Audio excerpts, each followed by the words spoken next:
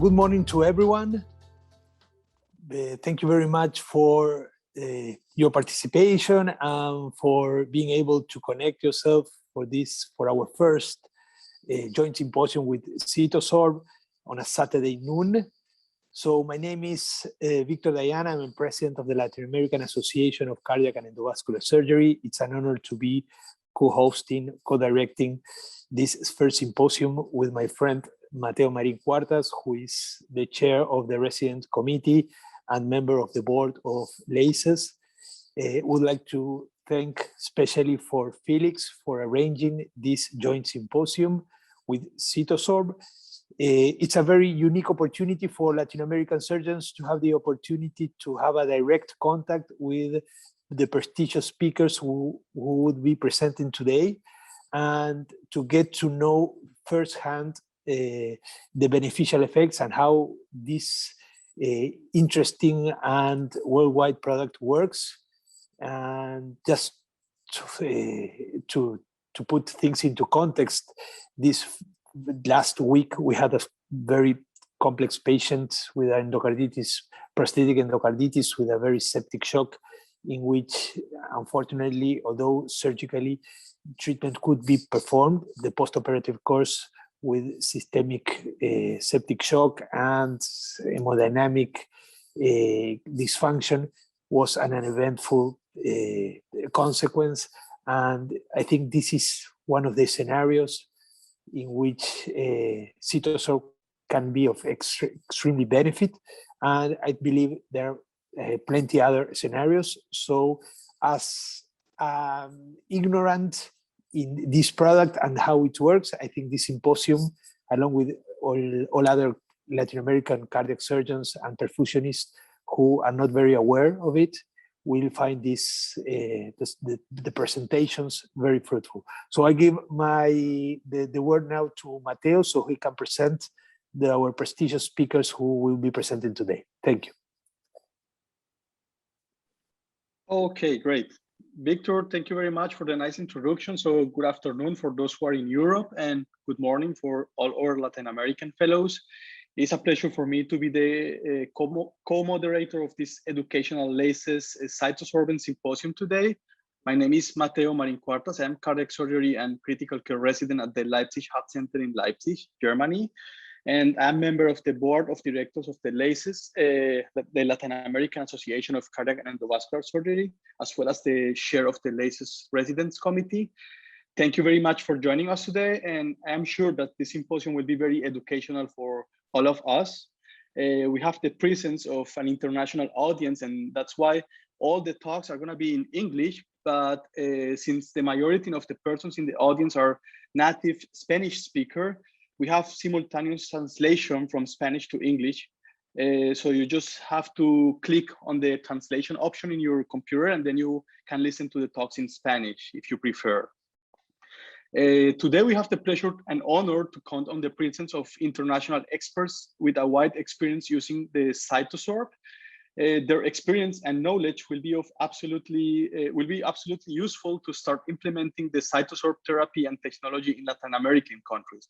So we will initially listen to the talks from our invited experts, and then we will go ahead with a discussion and questions section. So please feel free to formulate all your questions and commentaries in the chat, either in English or Spanish, and we can just help translating if necessary. Important is that the content of all the talks is exclusively the responsibility of the speakers, and this symposium is sponsored by CytoSorbents. We don't have any other conflicts of interest to declare. So now we can start, and let me please introduce you to Dr. Ernesto López Almaraz. He is a staff nephrologist at the American British Codeway Medical Center in Mexico City. He has a wide experience in diabetic nephropathy, primary and secondary glomerular disease, chronic kidney disease, renal replacement therapy, acute kidney injury, and continuous renal replacement therapy. So Dr. López, please go ahead. Thank you very much for joining us today. And yeah, you can start your talk. Thank you very much. Thank you very much, Mateo, and thank you very much to LACES for the interest in talking about one of the most interesting blood purification techniques, which is Hemoadsorption and its application in cardiac surgery. I hope you can see my screen now, and I'll start with my conflicts of interest. I'm also work for Fresenius Medical Care in Mexico, and besides my clinical activity, I'm a nephrologist. So probably some things that you will be talking about could be not that of my knowledge. So let's start on the basis, why should we have this option of blood purification? And we're going back to basics. Infection, either bacteria, fungi, or virus, in this case, for example, SARS-CoV-2, may lead together with a systemic inflammatory response, pancreatitis, trauma, burns, or in this case, surgery, extensive surgery, may lead to inflammation, sepsis, severe sepsis, then will lead to septic shock. This, of course, is related as it is progressing, going to more complicated clinical scenario and may lead us to death. The inflammatory mechanisms in sepsis has two pathways that then could come together. First, the pathogen-associated molecular patterns that comes from molecules related to the microorganism. In this case, for example, an endocarditis will have some expression of interleukins related to the pathogen itself, but also there are molecular patterns associated to damage and tisular injury, as can be seen in trauma, in burns, and in this case, in surgery. These molecules both lead us to expression of several cytokines, which lead us to the concept of the inflammatory cascade or cytokine storm. This concept is not new. Probably we all have heard about it the last couple of years due to COVID-19, but this is an older concept. And this is when the modulation of the immune response can follow several pathways. The normal one of what we expect is to have a balance between inflammation and anti-inflammatory cytokines that can lead us to restorers of health. But when the expression of pro-inflammatory cytokines is higher, then can lead us to an exhaustion of the immune system and immune dysfunction that can lead us also to multi-organic failure, and therefore will have a death. That's important to consider. We have both pro and anti-inflammatory cytokines. Talking about biomarkers in sepsis and other hyperinflammatory states, this is a very elegant review of Professor Vincent, where he puts more than 170 different molecules or biomarkers, moving from cytokines to cell biomarkers to cell receptors to coagulation or endothelial vascular damage markers, to evaluate them both in the scenario of prognostic, but also on diagnostic value. And unfortunately, none of them as a single molecule is useful to either diagnose early or give us a prognostic value. But this is important because in nephrology, we have the same issue with acute kidney injury. We're not able to have this a single molecule tool. It's important to know also that the molecular size of these molecule of these substances, interleukins, but also uremic toxins, it's quite different. And this is important because the way we can clear the blood or purify the blood differs depending on this. So small weight molecules as creatinine and urea and other uremic toxins can be easily cleared by diffusion, whereas if we have higher molecule, medium weight molecules as beta-2 microglobulin, which can lead us to amyloidosis, it's harder to eliminate by diffusion, but you can use convection as a mechanism of clearance. But what happens with large molecules where the size of the pore of the dialysis membranes is not big enough, or they're not easily cleared by diffusion, as can be interleukins, epsidins, and other substances. This is where, and this is where conventional dialysis is no longer useful. And also, it's important to know what happened when we have larger molecules as albumin that we don't want to be lost by these techniques. So we have described at least 4 clearance mechanisms: phase separation, which is not used clinically; barrier separation, which is the most used technique. It considers dialysis, reverse osmosis, ultrafiltration, and it depends on a semi-permeable membrane. Also separation by a solid agent, adsorption, in this case, it's used since a long time ago with activated charcoal the first time, but the reactions, as we will see, are quite severe, not to have a very well use. And separation by external fields is also not used by clinical entities as of today. So there are 2 main clearance techniques. Diffusion, as you know, and convection both are used in dialysis. Diffusion, the movement of the solids are through gradient, through a semi-permeable membrane. This is important to know because if you have high concentration, let's say urea, then you have a movement across the membrane until you reach an equilibrium.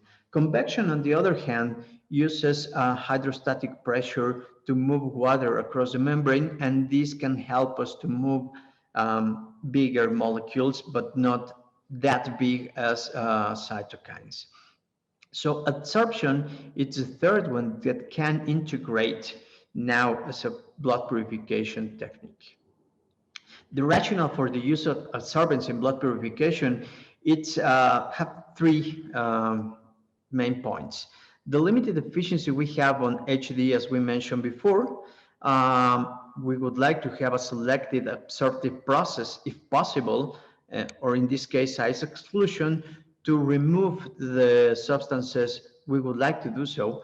And also, it's important to have the adsorbent material in direct contact with blood. This is have a biocompatible material.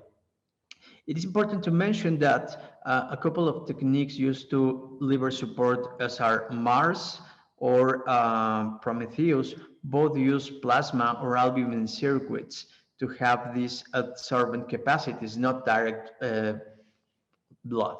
So this is new with this device. However, we still have limitations in the use of adsorbents in blood purification. Right now, we have hemocompatible material, and it's a non-selective but size-dependent adsorption. So we may have some unwanted losses. Fortunately, the loss of albumin in this case is not high. Actually, it's not significant. And the last issue is anticoagulation. Perhaps in the operating room, this is not an issue, but in the ICU setting, when we have CRRT or ECMO devices connected, anticoagulation may lead a concern. But fortunately, it seems that we don't have to change the protocols for this. So starting with this perfusion and absorption, it's technically it's simple. We have to put the blood through a column that contain the material. So the substances we want to get trapped there are slowly clear from the blood, and we may have to have this pass several times. As we mentioned before, adsorbents can be natural as activated charcoal, but also there are several synthetic. And actually, the main issue with these natural materials were biocompatibility, as we will see. But we can also add dialysis at this system. So beside the column, we can put a hemodialyzer with dialysate. So besides clearing these large size molecules, we can clear medium-sized and small-sized molecules, but also to achieve an equilibrium related to electrolytes and acid base, as we can do with dialysis. So this combination technique can be interesting. As I mentioned before, activated charcoal was used in some intoxications, but most of the patients referred some adverse effects, like chills, fever, or even severe as thrombocytopenia or leukopenia. And for a long time, aluminum overload was also observed. So again, we need these effective absorption therapies. It should be effective and safe. This is, it should remove effectively the substance we want, and it can be, or it should be biocompatible. But also the design of the cartridge is really important. A couple of years ago, Professor Ronco showed us at some meeting, the flow of the blood through a cartridge has to follow a laminar flow. So we lower the risk of coagulation and other disturbances. And the third one is to use an optimal use of the surface of the adsorbent material. Different from dialysis, that we're circulating fresh dialysate. In this case, as the material gets saturated, the half-life of the device can be lowered. So this is important to use the most available surface for this. The material has to have these all these elements. I'm not stopping on each one. I just remind the selectivity, the biocompatibility. It should be stable, so it doesn't trigger the coagulation cascade. And of course, for our countries in Latin America, the last 2 points are always important. The possibility of regeneration of the column and the relatively low cost that we can achieve of the compared cost to other expenses in high-risk patients. So what is CytoSorb? And this is one of the newest absorption devices we have. It's a high biocompatible porous polymer spheres. They are contained in this column. There are thousands of these small pearls with an adequate pore size to absorb all the cytokines, both pro and anti-inflammatory. This is the draw. And it's important, the blood flow, as I mentioned before, it's even. So you won't have problems with coagulation within the column, and you will use the most available surface so you can get these medium size and large size molecules. The surface of this device compared to a common dialyzer, even those dialyzers, heparin-coated dialyzers that can help us with some cytokines, the surface, it's only 2 meters for a membrane filter. These new one filters may achieve up to 440 square meters, but CytoSorb, the surface estimated in these molecules are between 40,000 and 45,000 square meters. So it's equivalent to 4 soccer field. Then we have the opportunity to clear for a longer period of time these substances. And if there's a high concentration, then we'll have a more efficient surface. The selectivity size, it's important to know because it goes near 55 kilodaltons. If we remember, albumin, it's around 60 kilodaltons. So there's no relevant removal of albumin, and there's no removal of other proteins, clotting factors, or immunoglobulins. We'll see later that some drugs can be removed by CytoSorb. But what can we clear from blood with this device? First, as I mentioned before, we have the PAMPs and the DAMPs. The first one is related to the pathogens. That can be aflatoxin, some hemolysis of Staph aureus, some toxic shock toxins, toxins from Clostridium, and some others. The DAMPs that are expressed when you have tissular injury, and also some myoglobin, which is important in this type of surgery, is also removed. Of course, cytokines, both pro and anti-inflammatory, and some metabolites, the use for this for people with hepatic failure, it's important to have in consideration.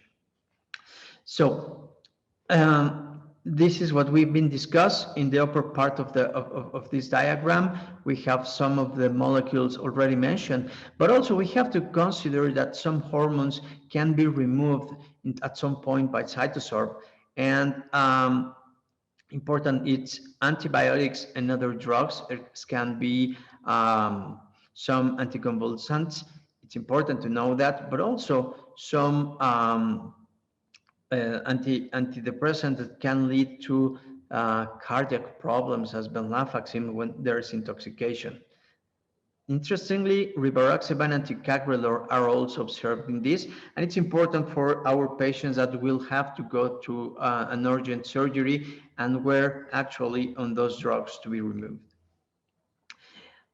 What I mentioned before related of high concentration and low concentration, our body has high concentration of both pro-inflammatory and anti-inflammatory drugs, but the higher the concentration, the higher the removal. If we can see here, if there is no higher levels of certain cytokine, then the removal is minimum, but we avoid the overshooting.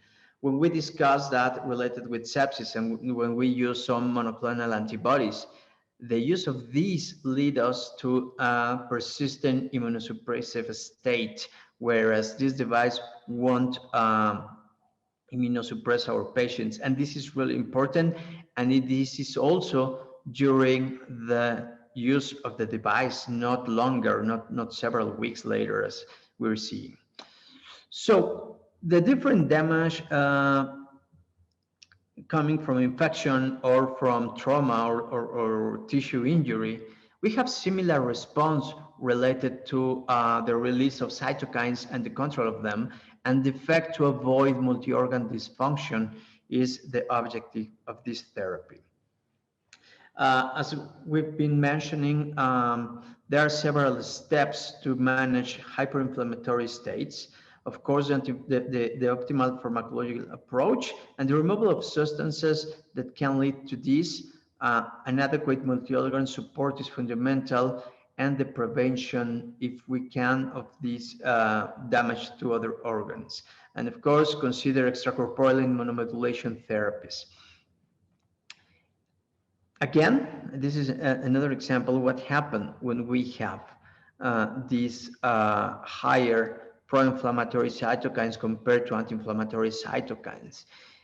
When we reach this point, if we don't have anything to change the clinical course of the patient, that can lead to multi-organ failure and of course, as I've mentioned, death. But if I can modify this response and we can see that we can lower both pro-inflammatory and also anti-inflammatory, it is important to mention this, is not selective for pro-inflammatory, we can lead the patient to achieve a clinical stability, so we can use the rest of the interventions to the recovery of the patients. So we're getting time that the other interventions can lead to this objective. Besides resuscitation and sepsis control, the extracorporeal organ support called ECHOS by Professor Ronco, where you have ventilatory assistance or even extracorporeal membrane oxygenation or renal replacement therapies. We can use CytoSorb as part of these all treatments. It's important to mention they don't substitute these treatments.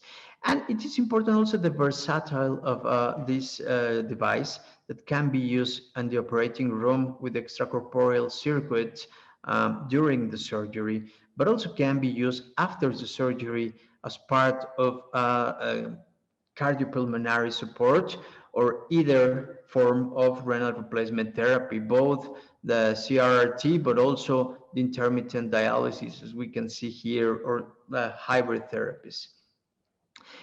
Important to mention, we have to keep an eye on antibiotics and other drugs. The amount of information we have about this device and which antibiotics are removed and which drugs are removed, it's growing, and it can change from month to month, but it's important we're growing this information.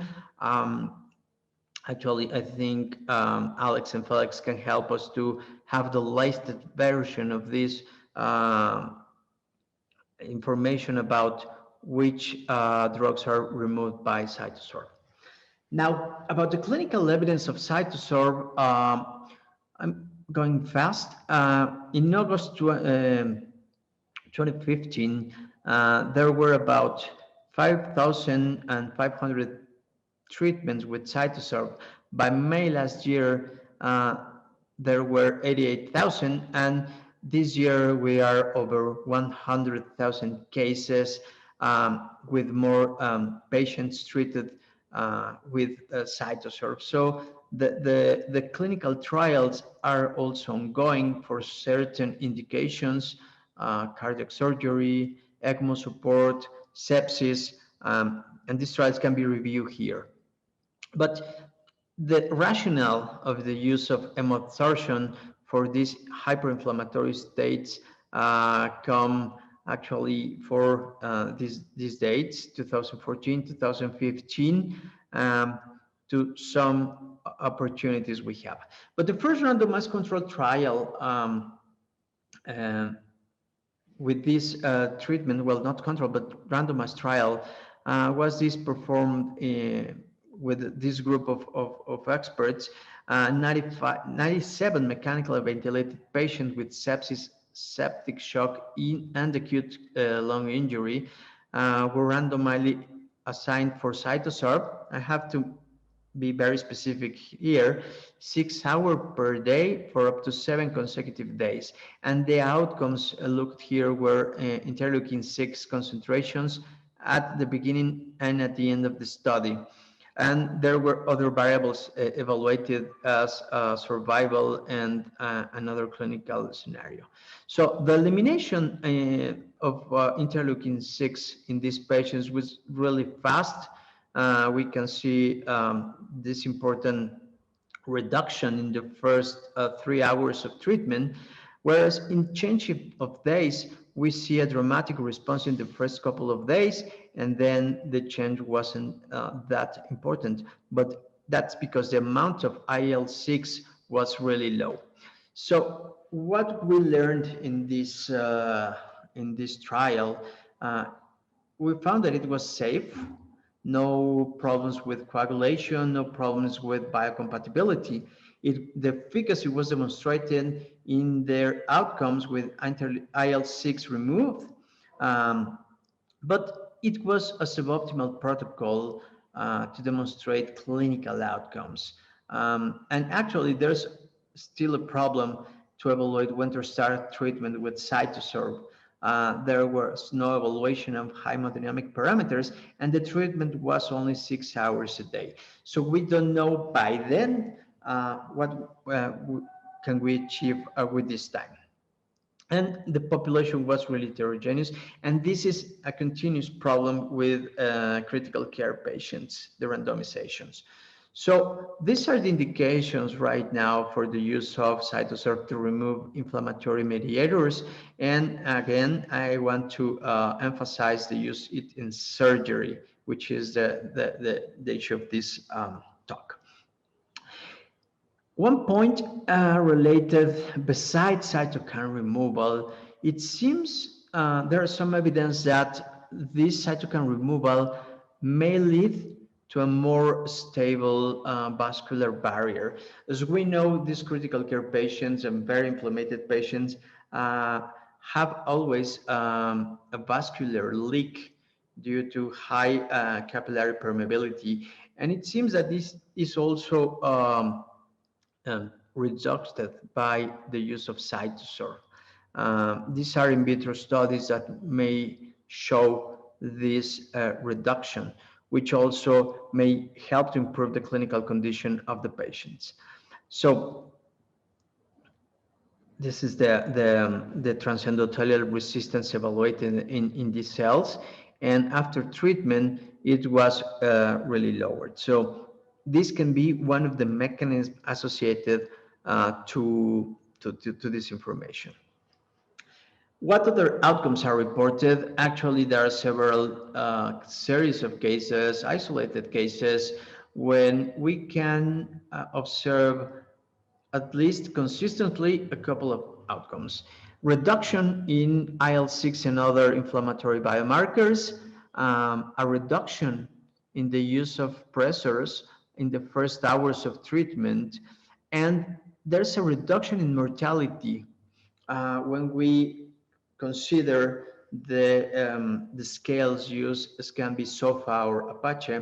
The expected mortality goes around 95%, and the observed mortality is around 65%. So it's a 30% reduction in the expected mortality in these cases. What about the use of CytoSorb in cardiac surgery? When to use it? All patients that goes to cardiac surgery can use them. What clinical scenario would be recommended to use it? What outcomes have been reported so far? And then the question is what to do after cardiac surgery. We had a talk at our National Institute of Cardiology a couple of weeks ago, and these were the questions that were raised. For this, I'll have my two distinguished colleagues, and I'm honored to share the screen with them today to answer some of these questions. So in a nutshell, regarding hyperinflammatory states, this is highly prevalent in sepsis, but in other clinical conditions are as endocarditis and cardiac surgery, including extracorporeal circulation. The removal of cytokines by adsorption is effective, it's safe, and should be considered in patients undergoing surgery, cardiac surgery, that are at high risk of multisystem involvement to prevent multi-organ failure. And the clinical evidence of improvement of the hemodynamic status, the lower requirement of pressors, and lower mortality compared to that expected was significant with the use of CytoSorb. There are ongoing randomized trials to evaluate this scenario, and it's important to monitor the level of drugs, specifically antibiotics, but also others cardiotonic, while using CytoSorb. And the importance of rivaroxaban anticoagulant removal in these patients undergoing urgent cardiac surgery is necessary to consider, and there's an approval for this. Thank you very much. I'm open to questions. And again, thank you, LACES, and thank you, CytoSorb, for your kind invitation. Okay, thank you very much, Dr. López. So there are actually a couple of questions in the chat. So I guess we can start with the questions. So the first question is from Matt May. He's asking if CytoSorb can absorb endotoxins. Yes, it's important. It's an important question. Yes, it does. As I mentioned before, it can absorb, it can clear some endotoxin described. So it's part of the pumps that we want to remove, and that's one of the mechanisms and one of the molecules that is removed that can help to improve the clinical scenario. All right. So we have a second question. It's from Dr. Abdelhamid Hamdi Ramadan. I apologize if I don't pronounce the name correctly. Anyways, the question is if you prefer to initiate the treatment early or late based on the clinical and the laboratory condition. Is it better to start early or late, or like what is the risk and the hazard of starting early or late? Thank you. That's an excellent question, because the timing of initiation is directly correlated with the outcomes. So the recommendation right now is to use it within the first 24 hours of the septic shock, of the severe sepsis evaluation. There's no marker, as I mentioned at the beginning of the talk, that may or have indicated us to start CytoSorb. So if my patient has been adequately resuscitated, he's currently or will be with multi-organ support in the upcoming hours, it's advisable to start it as soon as possible. Cardiac surgery is different because sometimes you have time to plan this is one of the important issues of the next talks, the timing. Cardiac surgery, you have a more planned approach. So you start it, sometimes you mount the equipment since the beginning of the surgery because you know you will use it. But sometimes it's said that when cardioplegic shock appears is the time of initiations. But I think Professor Wendt will talk about this later. Okay, great. Here is a last question from Horacio Alasia. He's asking, what is like the highest moment of absorption according to the time of starting the therapy? Like, when do you reach the highest level of absorption? It's the first couple of hours because you have a fresh new column. And as I mentioned before, as time goes by and blood passes, the surface, it's starting to saturate. So the first couple of hours are the highest absorption capacity. This is important when you consider, for example, the administration of some drugs, as can be antibiotics, because you can then choose probably the last 6 hours of treatment to use to administer the antibiotics in order to avoid clearance of those. Okay, so there are actually a lot of questions coming still. So there's a next question. It's related to the creatinine levels. Here, Dr. Nicolas Churiot is asking if it can absorb creatinine and if it can be used in cases of cerebral malaria.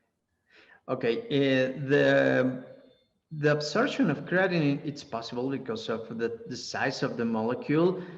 If you mount it on a renal replacement therapy system, it's impossible to differentiate which is the responsible for clearing creatinine, but I would say that it's the second part. And it can be used in any case of sepsis. As I mentioned before, it's demonstrated that either bacteria, fungi, parasites can be improved, the clinical outcome can be improved with the use of CytoSorb. So yes, I would say that. And I'm going moving forward. There's a limit interleukin value to start or stop CytoSorb. I think no. As I mentioned before, we use IL-6 because it's what we have available, but it's not our best biomarker. So please don't follow any value to decide starting nor stopping CytoSorb. I think the clinical indication is the better. Okay, that's great. That's actually the answer to the question from Dr. Alex Benavides from Brazil. He was actually asking the same, like if there is any interleukin to indicate the use of CytoSorb, but you just answered that. And there is one last question, and then I guess we can go ahead. So because we still have 2 other speakers. There is one question from Dr. Nguyen Huang. He's asking if the dose of the antibiotics should be monitored during the CytoSorb therapy. Yes, as I shared with you, we're knowing we have a better knowledge of how those levels of antibiotics change with the use of CytoSorb. Some of them are removed easily. So the recommendation, if it's available, to review levels of drugs so we cannot undertreat patients. Okay, great. So I think we can go ahead. There was still a question from Hernán del Percio, but I actually think that this question may be more suitable for the next talk because it's related to cardiac surgery and CytoSorb. So maybe Dr. Hernán del Percio will have the answer after the talk from Dr. and Professor Daniel Wendt. So Dr. López, thank you very much. Thank you. Now, let me please introduce you to Dr. or Professor Wendt. Professor Wendt is a consultant cardiac surgeon in the Clinic of Thoracic and Cardiovascular Surgery in the West German Heart Center in Essen, Germany, and he is professor of cardiac surgery. He focuses on adult cardiac surgery, interventional and minimally invasive cardiac surgery, and he also focuses on mitral valve operations. He's going to talk today about hemoadsorption during cardiac surgery. So, Professor Wendt, you are very welcome, and please go ahead. Thank you very much. Yeah, dear Mateo, thank you for the kind introduction. I will share my screen. And yeah, as Mateo already told, so my talk will deal about endocarditis and aortic surgery. So some complex cardiac surgery events. And I will skip a lot of the background information because this has been shown by Dr. Almaraz. So we all know that infective endocarditis and aortic surgery and SEERS is associated with very high operative and also hospital mortality and morbidity. And this is related to the fact that circulatory failure in those patients might occur, especially in those patients who undergo infective endocarditis, which is based on the fact that a lot of vasodilatory mediators and cytokines and DAMs and PAMs and everything what has been shown before are released, and the elimination of those substances may be beneficial. So I will also skip this here, but I just want to focus and emphasize that the CytoSorb device is an adsorber and not a filter system as compared to dialysis. We have also seen this slide here, and I just want to focus that was also interesting to me, that the Staphylococcus aureus hemolysin is adsorbed by the device, which may play a major role, especially in infective endocarditis. So we in Germany, and I think most cardiac surgeons worldwide, are very anxious if they deal with Staphylococcus aureus endocarditis. Those are the concepts where you can implement the adsorber in your system. You can use a hemoperfusion system.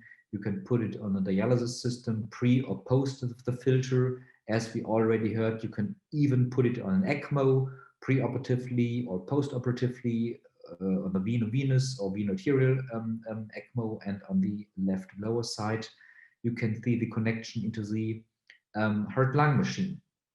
And this is how we do this in Essen. So this here is our standard configuration, but you can also use a normal roller pump. Sometimes we have an additional pump, especially in aortic surgery, and you can also use a flow meter. The optimal flow should be around 500 milliliters per minute. Should range between 100 and 700 milliliters per minute. We know from several studies that CytoSorb in cardiac surgery will perform best if we are talking about complex and high-risk procedures. For example, aortic surgery or complex redo surgery combinations or transplantation. First, I want to start with aortic surgery. This year is a nice paper being published by the Munich group in the European Journal of Cardiothoracic Surgery. So they evaluated retrospectively their results with CytoSorb in patients undergoing aortic surgery with deep hypothermic circulatory arrest. So they included 700 patients, resulted in, after matching, in 168 treated with hemoadsorption and another 168 without hemoadsorption. And they found that the group treated with hemoadsorption showed significantly less inotropes, like shown here. The norepinephrine use was significantly less in the CytoSorb treated group. And interestingly, the need for post-operative or intraoperative transfusion, like red blood cells, fresh frozen plasma, and so on, was significantly less in the CytoSorb treated group.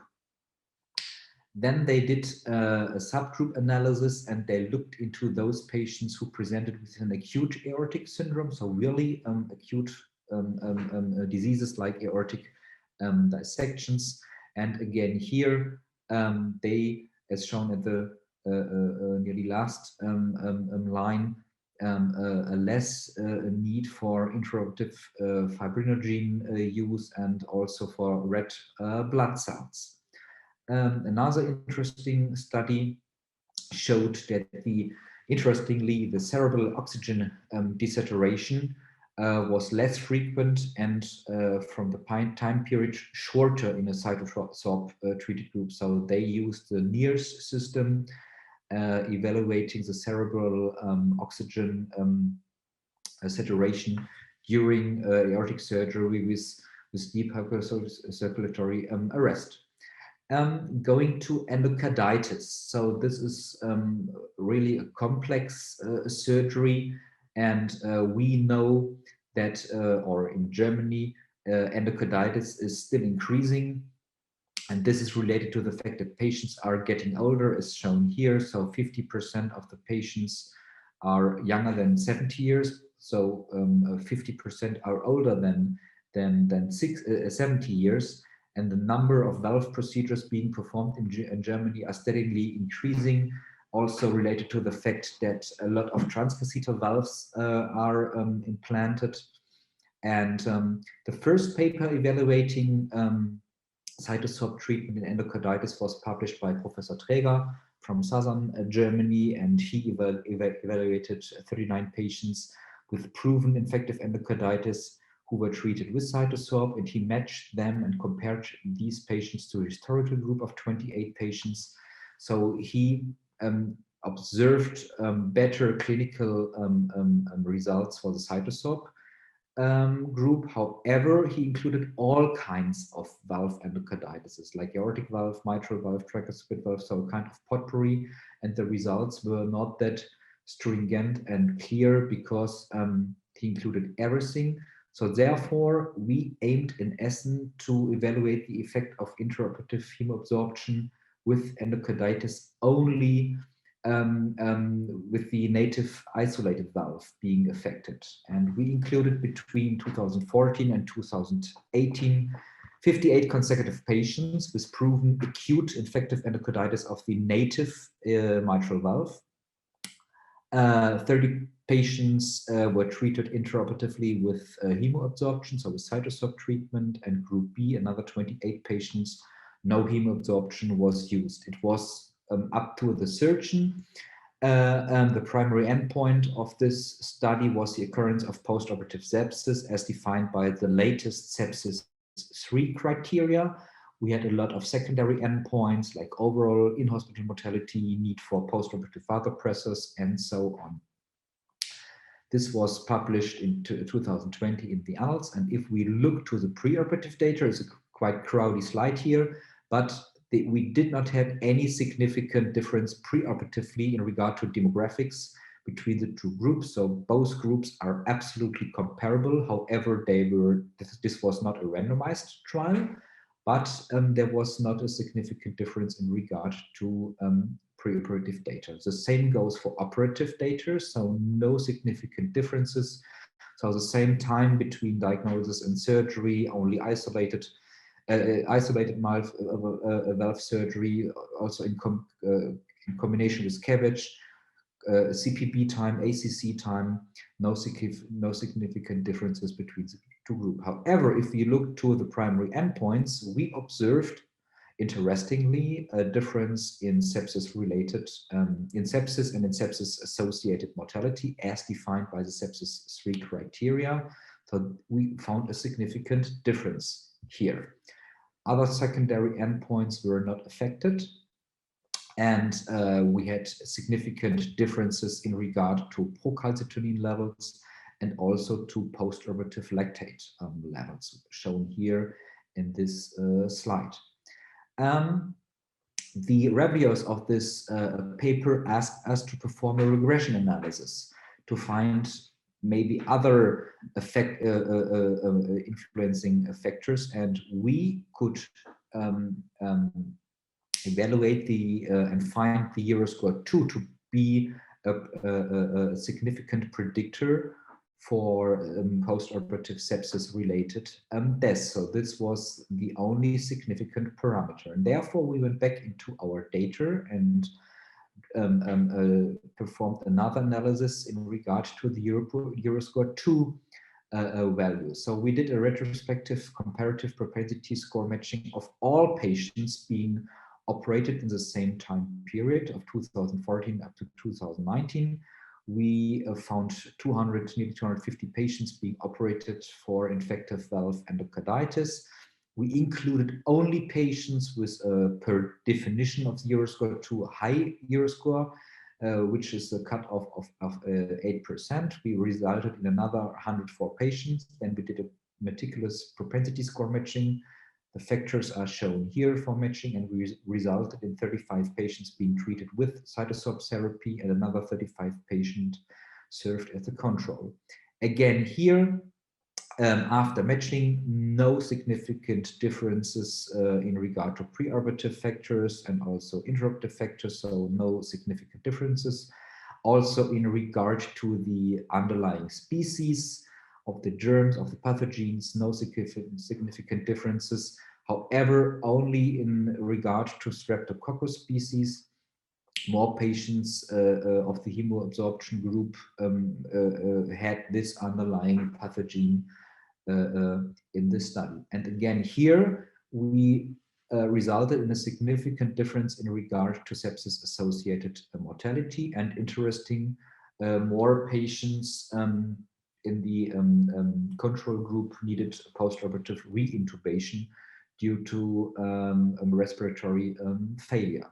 So we presented this last year at the ESCDS meeting, and again here we found some significant differences in regard to post-operative vasopressor need, and also the post-operative vasopressors and the resistance in the hemodynamic system showed better results for the hemoadsorption group.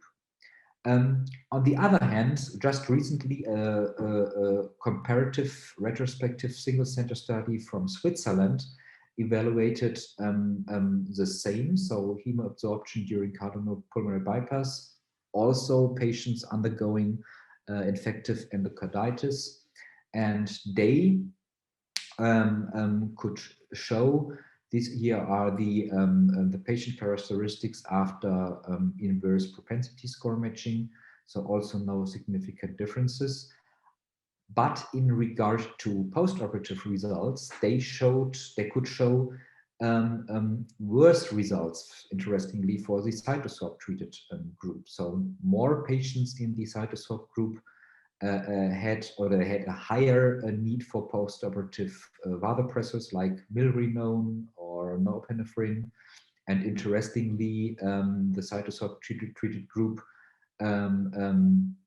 had needed more platelets, and they were were more lucky to be reoperated for bleeding post-operatively. So I don't have any explanation for this, but this was interesting to me. And also the length of hospital stay was longer in the group treated with CytoSorb therapy. So the opposite results than being published in our center. So currently, so there's no real recommendation, or it's not that clear. So we are waiting for the results of the so-called REMOVE study. So this was a really randomized controlled trial of nearly 300 patients in several centers in Germany. So even my center participated. We have been the second largest center for enrollment in this study, and we are eager to learn about the results, and I think the results will be published this year. Just want to say a few words about the post-operative part, because we are talking about cardiac surgery. So this is our intensive care unit, and together with my colleagues from our local department of nephrology, we also evaluated extracorporeal cytokine absorption post-operatively in patients with acute kidney injury and septic shock. So we could include nearly 100 patients in this retrospective study. Those are the underlying diseases, so infections, pneumonia, also patients presenting with endocarditis or liver failure, and combination of those, they have been included. And we looked to the so-called vasoactive score. So this could be significantly reduced by the implementation of CytoSorb in the dialysis system post-operatively. The same could be shown for post-operative vasopressors and also for the lactate levels. So this could be significantly reduced by implementing the CytoSorb adsorber into the dialysis system. And again, here we looked also to the so-called SOFA score, so the severity of organ failure assessment, and the Apache scores. So there could be significantly reduced by the implementation of CytoSorb in the post-operative dialysis system in patients presenting with acute kidney injury. And I want to show you this patient here. I operated him in March this year. He was a quite young man presenting with severe main stem stenosis and a severe COPD. And this patient suffered from herpes zoster preoperatively, and we prolonged the preoperative period. And once our dermatologist said, no, you can operate him, he's fine with herpes zoster, I operated him, just did 2 bypasses, but this patient presented a severely septic shock on the hot lung machine with intraoperatively on the machine, extremely high doses of inotropes. We put the adsorber in, and post-operatively, I've never seen an interleukin level of 60,000 and a PCT level of more than 300 in our center. I've never seen this before. So this patient was on severely intraoperative and post-operative shock. And after several treatments with CytoSorb, this patient survived and could be discharged. So I want to come to my take-home messages. So we know that we have still high mortality in infective endocarditis, sepsis patients, and aortic surgery patients. In my personal view, and according to our experience and results, the hemoadsorption with CytoSorb leads to better hemodynamics and less vasopressor need. However, the study from Switzerland didn't prove this. It seems to reduce sepsis-related mortality, but you should be cautious about saying that mortality is reduced, because we don't have so far any randomized controlled trials. And the numbers of all these studies, even ours from Essen, are still low. But we observed in nearly every study so far that there is SOFA scores and Apache scores are reduced. We learned that we need less transfusions, especially in the aortic surgery. And as mentioned before, further investigations are definitely needed, and larger randomized controlled trials are on the way, like the REMOVE trial, and they will tell us the truth, I guess, so far. Thank you for your attention. Okay, great. Professor Wendt, thank you very much. Very interesting talk. There is actually one first question from the public.